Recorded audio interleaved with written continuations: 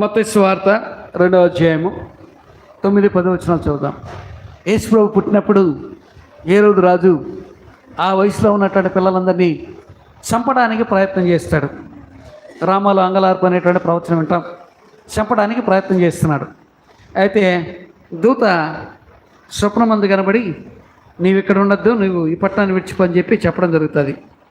ఆ పట్టణాన్ని విడిచిపోతే వాళ్ళు బ్రతకడానికి కావాల్సినటువంటి ఏర్పాట్లను దేవుడి ముందే ఏర్పాటు చేస్తాడు. 2వ అధ్యాయము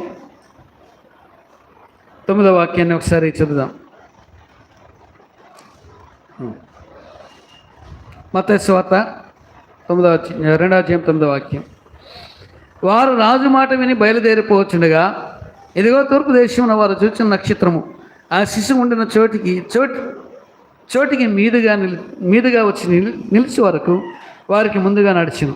వారు ఆ నక్షత్రము చూసి అత్యానంద భరితులై ఇంటిలోనికి వచ్చి తల్లి అయిన మరియను ఆ శిశువును చూసి సాగిలిపడి ఆయన